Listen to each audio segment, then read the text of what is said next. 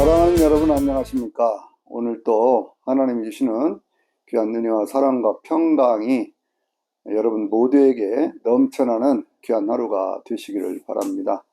오늘은 전도서 5장에 있는 말씀을 통해서 짧은 인생 심각하게 살지 말자라는 제목으로 말씀을 드리려고 합니다.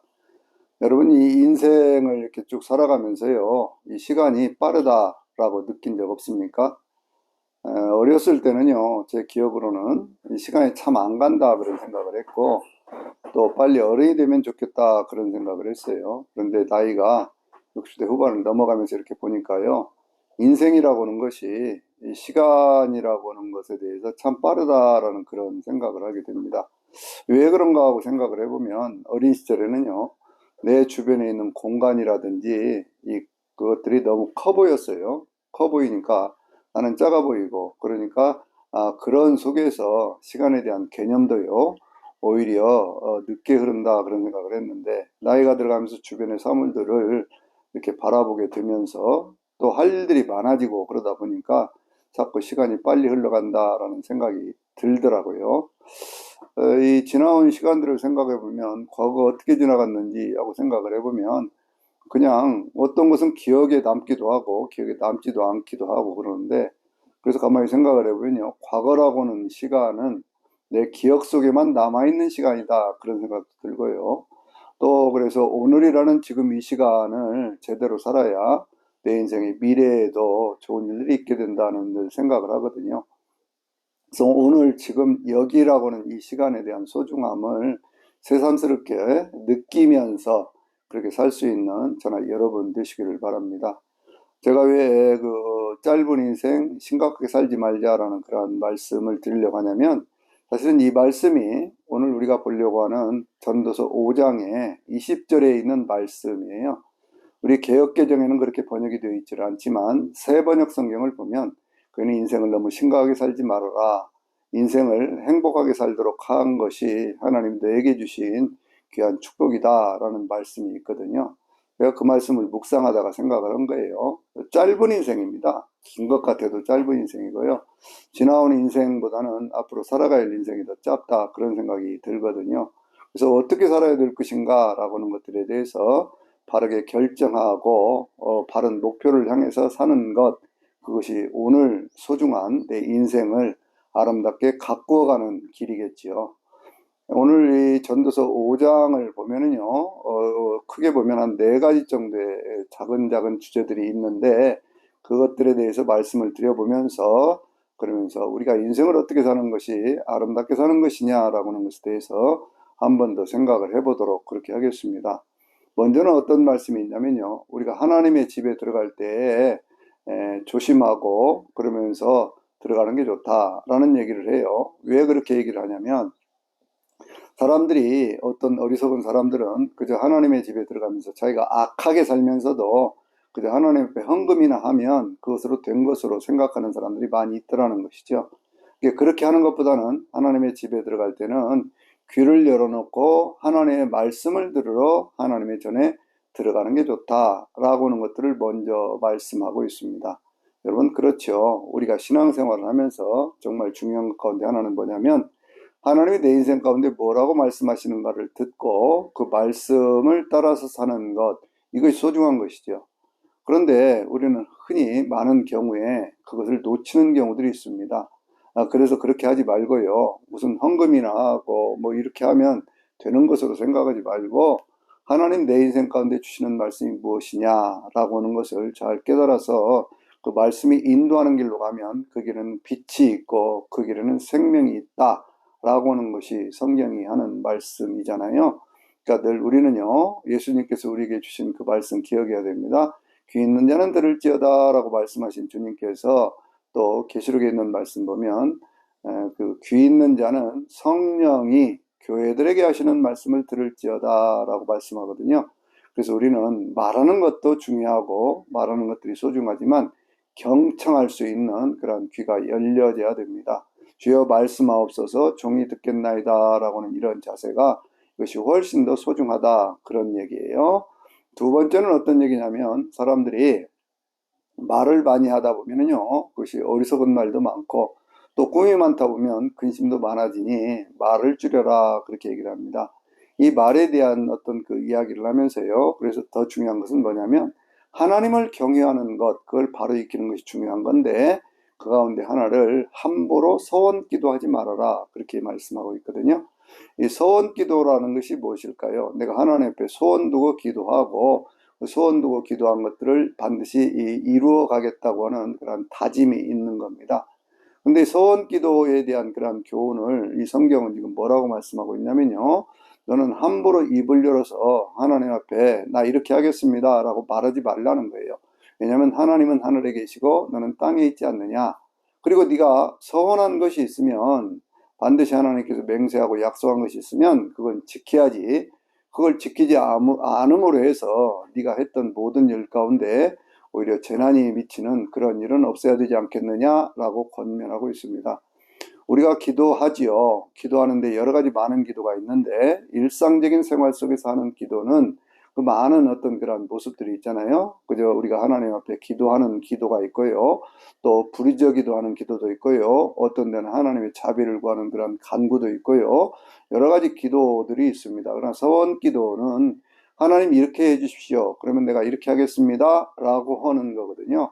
근데 서원 기도를 하는 그 이유가 있죠. 그것은 뭐냐면 삶이 긴박하고 급하고 힘들고 어려울 때 하나님이 이 문제를 이렇게 풀어주시면 내가 이렇게 살아보겠습니다 라고는 그런 답입이거든요. 근데 어찌 보면 그건 당연한 것 같아요. 그런데 어떤 때 사람들이 그러잖아요. 자기가 급할 때는 하나님 앞에 기도를 막 하다가 그래서 그것이 이루어지고 나면요. 그러면 그 다음에는 언제 그랬느냐 하고 그걸 싹 잊어버리는 경우가 있거든요. 이런 우스갯소리도 있습니다. 어떤 사람이요. 정말 사업에 급해서 돈을 한 뭐 10억 정도가 필요하더라는 거예요. 그래서 하나님 앞에 막 기도를 했습니다. 하나님 나에게 10억을 주시면 내가 하나님 앞에 꼭 11조 하겠습니다. 라고 얘기를 했다는 거예요. 근데 하나님께서 어떤 계기로든지 한 9억을 주셨대요. 근데 이 사람이 뭐라고 기도를 합니까? 하나님, 내가 약속을 안 지킬 줄 아셨습니까? 약속 지킵니다. 그런데 하나님께서 그것을 어떻게 하시고 미리 11조를 떼고 저에게 이것을 주십니까? 그러더라는 거예요. 사람들의 마음이 그렇다는 거지요. 그래서 성경에 보면은요, 서원 기도에 대한 것들이 여러 곳에 나오고 있는데 그 가운데 하나가 어디에 있냐면요.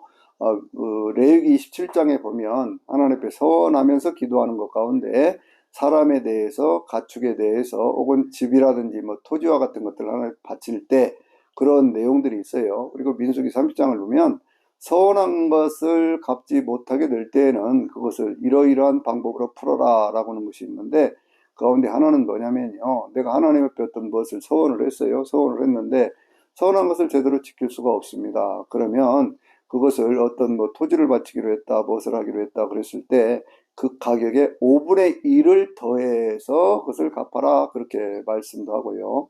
또 어떤 경우에는요, 자기 집안에 있는 딸이 하나님 앞에 서원을 했습니다. 그런데 그 아버지가 볼 때에 그것이 맞질 않아요. 그래서 아버지가 그거 안 지켜도 돼. 라고 하면 그것이 풀어진다. 그렇게도 이야기를 합니다. 또 어떤 아내가 그렇게 했어요. 그런데 아내가 한 것도 합리적이지 않은 것 같아서 남편이 그것을 하지 못하도록 하면 그것도 지키지 않아도 된다라고는 그런 말씀을 합니다. 그런데 이와 또 다르게 시편 15편 4절에 있는 말씀을 보면은요. 그 가운데 내가 서원한 것이 있으면 내가 해로울지라도 반드시 지켜라. 이렇게 말씀하고 있는 거예요. 그러니까 이 서원 기도라고 하는 것은 내가 하나님 앞에 서원하는 어떤 모든 것들을 반드시 지켜라라고 하는 것이 그런 원칙입니다. 그런데 성경을 보면은요, 서원 기도를 해놓고 지켜서 복을 받는 사람이 있고요, 지키지 않다가 벌을 받는 그러한 모습들도 많이 나오고 있거든요. 그 가운데 한 가지가 어디에 있느냐 그러면요, 사무엘상 1장을 보면 서원 기도하는 한나의 모습이 보이지요. 한나가 하나님 앞에 기도하는 그 모습을 보면 마치 하나님 앞에 와서 막 술 취한 것 같이 그렇게 하는 모습을 보고 엘리한테 책망을 받는 그 모습이 나오지 않습니까? 왜 술 먹고 와서 이러느냐 그렇게 얘기를 했을 때 한나가 뭐라고 얘기를 합니까? 내가 술 먹고 이러는 것이 아니고 내 마음이 슬퍼서 내 슬픈 심정을 하나님 앞에 토로하고 있습니다. 그걸 지금 아뢰고 있습니다. 이렇게 얘기를 하거든요. 그러면 그 한나의 기도의 내용은 그 가운데 나오지를 않습니다. 그런데 그때 제사장했던 엘리가 당신의 기도를 하나님께서 들으셨습니다 라고 얘기를 하니까요, 그 기도에 응답이 되었다는 것을 확신을 하고, 그러면서 한나가 집에 돌아가는데 얼굴에 근심하는 빛이 없었고, 그리고 집에 들어가서 자기 남편과 동침을 함으로 사무엘이라는 아들을 낳아서 그렇게 하나님 앞에 드리는 그 모습을 볼 수가 있잖아요. 그러니까 이제 한나는 무슨 기도를 했던 거예요? 그때 서원 기도를 했던 거 아니겠습니까? 하나님, 나에게 아들을 주시면 내가 이 아들을 평생 동안 하나님을 섬기는 그러한 죄종으로 삼겠습니다 라고 기도를 했고, 그 기도에 하나님 응답하셨고 사무엘을 주셨고, 또 사무엘을 죄종으로 바쳤을 때 그때 하나님께서는요, 한나에게 5자녀를 더 주셔서 그래서 그 행복한 인생을 살 수 있도록 그렇게 만들어 주셨거든요. 그런데 그와는 달리 우리가 창세기 28장을 보면요, 거기에는 이 야곱이라고 하는 사람의 기도가 있습니다. 야곱도 그때 서원 기도를 하거든요. 먼저 하나님께서 그의 인생에 축복을 하십니다. 야곱이 자기 형을 피해서 자기 삼촌 라반의 집으로 바단 아람으로 이렇게 가는 그 길에 중간에 이제 베델이라고는, 헤브론이라는 곳에서 출발해서 베델이라는 곳에서 돌베개를 베고 자는 모습이 나오지 않습니까? 그때 하나님께서 나는 내 조부 아브라함의 하나님, 내 아버지 이삭의 하나님이다. 내가 너에게 약속한 모든 것들을 다 이루기 전까지는 내가 정녕 너를 떠나지 아니하리라 라고 말씀을 하셔요. 전사들이 오르락내리락 그 위에 있는 하나님의 모습을 보고 그 꿈 가운데서 그 꿈이 깨어지면서 야곱이 그렇게 기도를 하거든요. 야, 이곳이 하나님의 집이다. 하늘의 문이 열렸다. 그렇게 얘기를 하면서 자기가 베겨있던 돌을 세워놓고, 돌을 세우는 것은 견고하다는 그러한 뜻도 있고요, 바로 이곳에서부터 하나님의 새로운 역사를 이루어간다는 그런 의미가 있는 거예요. 거기다 기름을 붓지 않습니까? 성별된 삶을 살아보겠다. 하나님의 약속을 따라 성별된 삶을 살아보겠다고는 다짐과 결심이 있는 거거든요. 그래서 시편 23편에도 보면요, 주께서 내 머리에 기름을 부으셨으니 내 잔이 넘치나이다 라는 그 고백을 하는 것과 마찬가지인 거예요. 기름 부음이 있는 삶, 하나님께서부터 기름을 부어주는 그 인생이 복된 인생이고 아름다운 인생이고, 또 하나님 앞에 서원할 때도 그래서 기름을 부어서 서원했다, 이렇게 볼 수 있는 거거든요. 그때 이 야곱의 기도가 이런 기도거든요. 하나님 앞에 맹세하고 서원하여 이르되, 그렇게 말씀하고 있어요. 하나님 앞에서 맹세를 합니다. 하나님 앞에 서원을 합니다. 그러면서 하나님, 내가 오고 가는 길에 먹고 입고 하는 것에서 어려운 일 없게 하시고, 하나님, 내가 오고 가는 이 길을 잘 지켜주시고, 그러면서 하나님, 내 인생 가운데 그 평안하게 내 고향으로 돌아올 수 있게만 해주신다면, 그렇게 얘기를 하는 거예요. 내가 평생 바로 이 돌을 세운 바로 이것이 하나님의 집이 하나님의 전이 되게 하겠고, 그리고 내 평생 하나님 잘 섬기면서 11조 생활 꼭 하겠습니다 라고 서원을 해요. 그래서 서원을 하고 삼촌의 집에 갔다가 20년 만에 돌아오거든요. 77살에 출발해서 97살에 돌아오니까요. 그때 이제 한 20년 만에 돌아오게 되어지는데, 돌아올 때 먼저 뭐라고 하나님 앞에 그렇게 고백을 했습니까? 그렇게 고백을 할 때 뭐라고 고백을 했냐면, 하나님 이렇게 해주시면 이렇게 하겠습니다 라고 고백을 했고요. 그랬음에도 불구하고 그는 중간에 그 야복강가에서 또 하나님 앞에 32장을 보면 또 기도를 하거든요. 하나님, 내 인생을 축복해 주시기 원합니다. 형이 나를 해치려고 오는데 하나님 나를 도와주시기 원합니다 하고, 거기서 또 하나님 앞에 기도해서 하나님께서 그 이름을 야곱이라는 이름이 아니라 이스라엘이라는 이름으로 바꾸시는 그런 축복도 경험을 했던 사람이 바로 이 야곱이라는 사람이에요. 그러면 이제 어디로 가야 됩니까? 그가 베델로 가야 되잖아요. 왜냐면 그가 처음 아버지 집에서 출발해서 갔을 때 헤브론에서 베델로, 베델에서 세겜으로, 세겜에서 이제 바단 아람으로 이렇게 가는 그 길이거든요. 근데 돌아올 때는요, 왔던 길 아니고 그 보통 성경에서 왕의 대로라고 얘기하는 그 요단강 건너편에 있는 그 길로 해서 돌아옵니다. 왜냐하면 갈 때는 혼자 갔지만 올 때는 그 아내만 해도 4명, 아들들이 12명, 그리고 그 딸이 하나, 그래가지고 여러 사람이잖아요. 거기다 종들도 있지 않습니까? 그러니까 최소한도 한 30여 명 이렇게 돌아왔다, 이렇게 볼 수가 있는 거예요. 그러니까 두 떼를 이루고 많은 양떼와 소떼가 있어서 성경이 말하는 큰 부자 가운데 한 사람이 야곱이 되었던 거거든요. 그러니까 이 사람이 그 산길로는 올 수가 없습니다. 그러니까 저쪽 왕의 대로라고 하는 쪽, 그 넓은 길로 오다가 야복강이 그게 이제 요단강의 지류거든요. 지류. 그러니까 그쪽에서 하나님을 만나서 기도하고 이렇게 했으면 거기서 어디로 가야 돼요? 베델로 가야 돼요. 베델이 가까운 거예요. 요단강 넘어서 베델로 가야 되는 거거든요. 근데 베델로 가지를 않습니다. 베델로 가지를 않고 어디로 가느냐? 세겜으로 바로 갑니다. 왜냐하면 양떼라든지 소떼라든지 이런 것들을 먹이려고 하면요, 거기는 넓은 초장이 있어야 되지 않습니까? 그러니까 넓은 초장이 있는 곳으로 먼저 찾아간 거예요. 하나님께 했던 그 서원의 기도 약속을 지켰습니까? 안 지켰습니까? 그걸 지키지 않은 거예요. 그리고 이제 세겜으로 갔는데 세겜에서 외동딸이었던 디나가 거기서 몹쓸 일을 당하죠. 그래가지고는 이제 거기에서 그쪽에 있는 사람들하고 전쟁을 하고 시므온과 레위가 중심이 되어서 그 사람들을 몰살을 시키고 그러다 보니까 자기 함께 있는 사람들은 다 합쳐봐야 30여 명인데 그쪽에 있는 그 동네 사람들이라든지 뭐 그 지역에 있는 사람들을 합친다면 저 사람도 수백 명, 수천 명은 되지 않겠습니까? 이 사람들이 분노해서 저것들이 약속해놓고 지키지 않네 하고 그들을 쳐면 그들 전체가 몰살을 당하는 그런 상황이 되었던 거예요. 그러니까 그때에서 야곱이가 정신이 번뜩 들었습니다.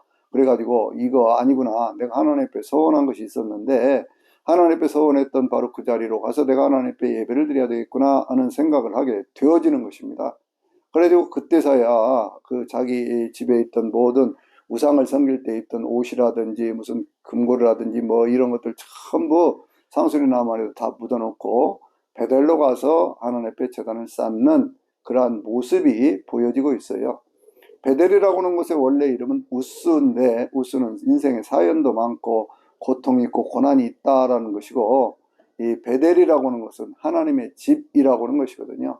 그러니까 서원 기도를 통해서 하나님이 그를 축복해 주시는 그 말씀을 들으면서 그는 하나님의 서원함으로 자기 인생 그 어렵고 고단하고 힘든 인생이 하나님의 축복으로 살 수 있는 인생으로 바꿔졌음에도 불구하고 그는 그가 서원했던 것을 지키지 않다가 그 집안에 어떤 어려움을 당하고요. 그 어려움에서부터 그러면서 이제 깨달은 것이 하나님 앞에 서원한 것을 지키지 않았다는 생각이 들어서 그때에서 비로소 베델로 가는 그러한 모습이 나오고 있잖아요. 여러분, 그래서 우리가요, 함부로 서원할 일 아닙니다. 서원한다고 하는 것은 내가 급하니까 하나님 앞에 약속을 하고 그 다음에 그것 넘어가면 지키지 않아도 되는 것이 아니라 내가 정말 하나님 앞에 지킬 수 있는 그런 기도를 해야 돼요. 왜냐하면 야곱이라고 하는 사람의 인생을 보면 야곱이 서원 기도하기 전부터 하나님은 그를 먼저 축복하셨어요. 여러분, 이게 신앙입니다. 신앙이라고 하는 것은 하나님이 먼저 그 꿈에 나타나서 말씀을 하셨지 야곱이 서원한 뒤에 내가 이렇게 해주리라 그렇게 말씀을 안 하셨거든요. 먼저 하나님께서 꿈에 나타나 보여주시면서 내가 약속한 모든 것들을 다 이루기 전까지는 내가 너를 떠나지 아니하리라 라고 말씀을 하셨어요. 그러면 하나님 은혜에 감사합니다. 하나님의 뜻대로 살겠습니다. 했으면 될 일인데 거기에서 뭔가 이것도 하겠다 이것도 하겠다 저것도 하겠다 막 얘기를 해놓고 안 지키니 그것은 하나님의 이름을 망령되이 여긴 하나님을 오히려 모독한 그런 행위가 되잖아요. 그러니까 그렇게 되니까 그것이 인생의 문제를 일으키더라고요. 우리는 기도를 할 때 왜 기도합니까? 하나님은 전능하시고 전능하신 하나님께서는 내가 기도할 때 들어주신다고 하는 그 기본적인 믿음이 있기 때문에 기도하는 것이거든요. 그러니까 하나님과 거래하듯이는 기도하지 마세요. 오히려 아름다운 기도, 정말 좋은 기도는요, 제가 볼 때 성경에 다니엘의 세 친구가 했던 그 기도입니다. 다니엘의 세 친구는 어떻게 기도했느냐? 다니엘 3장을 보면요, 우상을 섬기라고 하는 느부갓네살의 그 말을 듣지를 않지요. 그 말을 듣지를 않고 그가 뭐라고 얘기를 하냐면 이렇게 얘기를 합니다. 어떤 불가마에 던지겠다 이렇게 얘기를 함에도 불구하고 그 불가마에 던진다고 하더라도 하나님께서 우리를 지켜주실 것입니다. 그러나 만일 그리하지 아니하실지라도 나는 여전히 하나님을 섬기겠습니다라는 그런 믿음의 고백을 이게 진짜 믿음이고 진짜 고백이고 진짜 기도인 거예요. 하나님께서 어떻게 하셨습니까? 그들을 구해 주시고 그들에게 새로운 인생을 살도록 그렇게 만들어 주셨지 않습니까? 하박국이 하나님 앞에 기도합니다. 뭐라고 기도합니까? 하나님, 왜 이런 일들이 생겼습니까? 알지를 못하겠습니다 라고 얘기를 하니까 하나님께서 여러 가지로 말씀을 하시니 그 가운데 하박국이 뭐라고 기도를 하냐면요. 맨 나중에 있는 말씀을 보면 비록 내가 외양권에 송아지도 없고 뭐 포도나무도 없고 뭐 무화과나무도 없고 뭐 이런 것들이 다 열매도 없고 막 그렇게 한다고 할지라도 나는 여호와 하나님으로 인하여 기뻐하고 즐거워하리라 이렇게 고백을 하거든요. 그러니까 신앙이라고 하는 것은요. 항상 하나님이 주시는 은혜 안에 사는 거예요. 지금 내게 당장 필요한 모든 것들 그걸 통해서 무엇을 해보겠다고는 그러한 소원과 다짐을 하면 또 그렇게 인생을 살아보기 위해서 열심히 노력하고 사는 건 당연한 것입니다. 그러나 그것을 마치 하나님과 거래하듯이 하지는 말라 그게요. 왜냐하면 하나님은 기도 응답에 대한 것들을 그냥 쉽게 우리에게 주셨잖아요. 구하라 주실 것이요 찾으라 찾을 것이요 문을 두드리라 그리하면 열리리라 그렇게 말씀하셨거든요. 누가복음 11장 13절에 있는 말씀이면 너희가 구할 때 좋은 것, 그 성령을 주시지 않겠느냐 이렇게 말씀하거든요. 그러니까 하나님에 대한 기본적인 신뢰 속에서 믿음 속에서 그냥 하나님 앞에 일상적인 기도를 통해서 삶을 더 아름답게 가꾸어가는 그러한 인생들이 되시기를 바랍니다. 세 번째는 어떤 말씀을 하냐면요. 사람들이 살아갈 때 뭐 중간에 이제 한두 가지 얘기가 되어 있습니다만은 무슨 얘기를 하고 있냐면 사람들이 이 돈이라고 하는 문제에 대해서 어떻게 다루고 살아갈 것이냐라고 하는 문제를 말씀을 하고 있어요. 성경에서 하나님과 동등한 위치에서 있는 것처럼 표현하고 있는 것이 뭐냐? 그게 돈이에요. 그래서 예수님께서 그렇게 말씀하셨죠. 하나님과 재물은 그것을 동시에 섬길 수 없다. 이렇게 말씀을 하신 이유가 사람들은요, 하나님만 중요하게 생각하는 것 같지만 그러나 재물, 세상 가운데 사는 돈이라고 하는 걸 그만큼 소중하게 생각하고 산다. 그런 얘기예요. 돈을 어떻게 다룰 것이냐 그럴 때 이렇게 얘기를 합니다. 개역개정에는 은을 사랑하는 사람은 은으로 만족함이 없고 그렇게 얘기를 하는데 그것을 오히려 개역개정이 새번역이라든지 공동번역 같은 걸 보면요 그냥 쉽게 얘기를 합니다. 돈을 사랑하는 사람은 돈으로 만족하는 것이 없고 부자가 되려고 하는 사람이 아무리 많은 것들을 거두어들여도 그 물질로 쌓아놓은 것으로 그것으로 만족하는 법이 없다 이렇게 얘기를 합니다. 그러면서 이제 계속해서 하는 얘기가 이렇게 얘기를 하거든요. 어떤 사람이 이 돈을 많이 벌었다는 거예요. 왜 돈을 많이 벌어놓고 그 재물을 쌓아놓고 보니까 그 재물을 쌓아놓은 것이 자기 눈으로 보는 것 이외에 무슨 의미가 있느냐 그게요. 사람들이 뭐 노동자는 성경이 이렇게 얘기를 합니다. 노동자는 많이 먹든지 적게 먹든지 그냥 편한 잠을 잔다는 거예요. 그런데 부자는요, 배부르게 먹고 좋은 것 먹어도 자기가 쌓아놓은 어떤 그런 물질 때문에 그것 쳐다보다가 잠도 제대로 못 자더라. 그렇게 얘기를 하는 거거든요. 그러니까 우리 인생이라고 하는 것이 그렇다는 거예요. 돈이라는 게 좋은 것이죠. 범사에 응용이 되고 있음으로 해서 자기의 삶을 더 자기의 소원을 이루어갈 수 있는 그런 수단, 도구로 쓰여지는 것이니까요. 그러나 그것만 마음에 창념을 하고 그것만을 모으기 위해서 그렇게 살다 보면 인생이라고 하는 것이요. 그런 것들이 오히려 자기를 편안하게 하는 것이 아니라 오히려 근심만 주더라 그 얘기예요. 이렇게도 또 표현을 합니다. 어떤 사람이 재물을 많이 모아놓고 나면 돈을 많이 모아놓고 나면 그 사람은 그거 구경만 하지만 그걸 먹는 사람들은 다른 사람들이더라. 많은 사람들이 그걸 먹더라 그거예요. 어떤 사람이 큰 건물을 지었다고 그럽시다. 그 건물을 지어놓은 그 사람이 저거 내 거야 라고 하지만 실질적으로 그 건물에 들어가서 먹고 사는 사람들은 다른 사람들 아닙니까? 그러면 자기는 그걸로 부가 있다. 재산이 뭐 몇백억이네 몇천억이네 뭐 몇 조네 어쩌네 그런 얘기를 하지만 그것을 가지고 그 사람이 하루에 5끼를 먹어요. 10끼를 먹어요. 그렇게 하지 못한다는 거예요. 그러니까 성경이 지금 아주 적나라하게 얘기하고 있는 것은 그것 갖고는 되는 것이 아니다. 그러면서 어떤 때는요, 그 재물을 많이 모아놓은 것 때문에 오히려 재앙을 당하는 수가 있다. 그런 얘기예요. 여러분 보세요. 어떤 도적대가 일어났는지 뭘 할 때 가난한 사람들을 들어가서 그걸 약탈을 합니까? 부잣집 들어가서 약탈하는 거 아니에요? 그런 일들이 세상 가운데 너무나 많이 있더라는 거예요.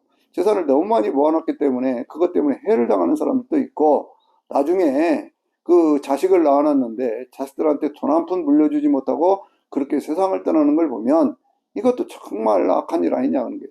바람을 잡으려는 일 아니냐는 거예요. 그러면서 또 뭐라고 얘기하냐면 인생이라고 하는 거 그거 사람이 태어날 때 빈몸으로 태어난 것처럼 세상을 떠나서 갈 때에도 보니까 빈몸으로 가더라. 그러니 너무 재물에 창념하지 말고 너무 막 돈만 모으려고 하지 말고 돈 중심으로 살지 말고 하나님 중심으로 하나님을 경외하는 마음으로 세상을 사는 것이 좋은 일이다 그거예요. 그래서 그러면 어떻게 살아야 된다는 말이냐 얘기를 할 때 거기 이제 그 하나님이 주신 인생 가운데 즐거워하는 것, 하나님이 주신 인생을 기쁘고 행복하게 사는 것, 먹고 마시는 것을 즐거워하는 게 다 하나님의 선물인 줄 알아라. 그 얘기를 반복해서 얘기를 하면서 이렇게 얘기를 하거든요. 하나님께서 어떤 사람에게 재물과 부유함을 주사 누구에게나 주신다는 거예요. 누구에게나 주신다는 거예요. 그것을 누리게 하신다는 거예요. 누리게. 그러니까 이것이 중요한 겁니다. 인생이라고 하는 것은요, 이런 기본적인 자세를 가질 수 있도록 우리가 교육도 하고 이렇게 길러져야 되는데, 우리는 너무 성공 중심적인 어떤 그러한 인생의 교육을 받아가지고요, 그냥 다른 사람보다 높아져야 되고, 다른 사람보다 더 많이 가져야 되고, 하는 것처럼만 쭉 가다 보니까, 그렇게 하지 못하면 그냥 그 인생이 실패한 인생인 것처럼 그렇게 생각을 하거든요. 또 어떤 사람들 보십시오. 가장 높은 지에 올라갔다가 하루아침에 그 자리에서 떨어지고 나면 누가 그 사람을 인정이나 해줍니까? 그 사람이 최고다 하던 사람들 다 뒤돌아 손가락질하고 욕하는 것이 세상 인심 아니겠어요?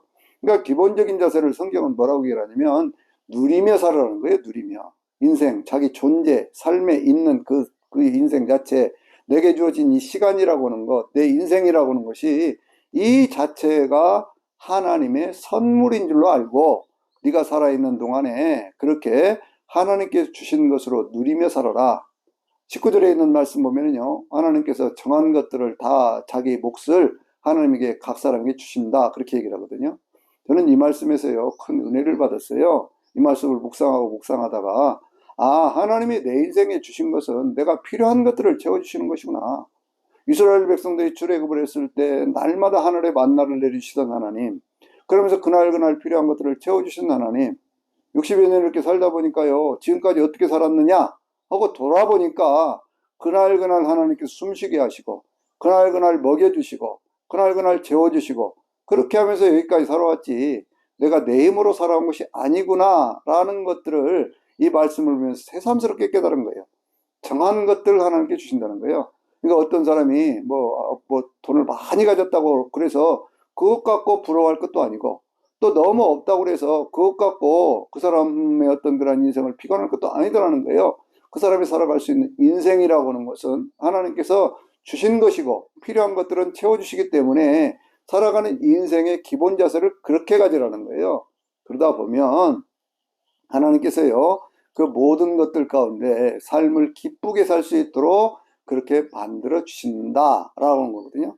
자기 삶의 수고함으로 거둔 것을 통해서 즐겁게 살아라 그렇게 말씀합니다. 이 전도서가 계속해서 하는 얘기는 그거예요. 인생에는 수고로움이 있다는 거죠. 뭐라고까지 표현을 하냐면요, 인생이라는 걸 들여다보니까 어두운 데서 먹고 날마다 슬픔과 고통과 질병과 무슨 괴로움과 이런 것들만 가득하더라 그렇게 얘기를 해요. 사람이 살아가는 인생 그거 아닙니까?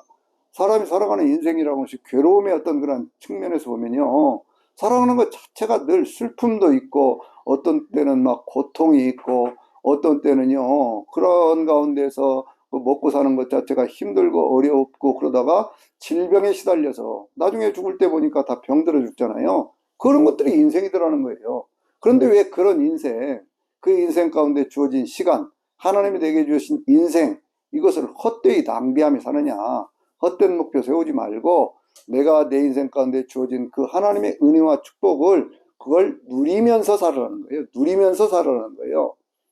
20절에 있는 말씀은요, 하나님께서 네 인생을 행복하게 살기를 원하신다 그렇게 말씀해요. 그러니까 헛된 인생, 너무 그렇게 그냥 짧은 인생, 그냥 뭐 너무 심각하게 살지 말고, 그러면서 내 인생 가운데 주어진 수고함으로 주신 그 몫을 누리면서 기쁨으로 감사함으로 그렇게 살아라. 이것이 네 인생의 몫이다. 이렇게 결론을 내리고 있어요.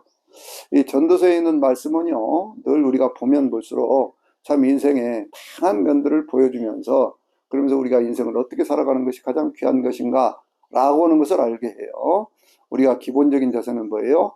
하나님 살아계신 걸 알고 나는 오늘 하나님의 자녀로서 하나님을 경외하면서 하나님이 내게 주신 이 인생의 수완이 얼마가 되든지 간에 인생의 기본적인 수완 가운데 하나님이 내게 수고하게 하시는 것, 그것이 내 인생의 어떤 그런 목적일 수도 있고 살아가는 방패일 수도 있으니 그를 열심히 하는 거예요. 그러면서 기뻐하고 즐거워하는 겁니다. 그러면서 인생을 누리며 사는 거예요. 그러다 보면 인생이 행복해질 수 있다라고 하는 것이 이 전도서 5장에 있는 말씀이에요. 오늘도 주님의 은혜 가운데 행복하고 건강한 하루가 되시기를 주의 이름으로 축원합니다. 아멘.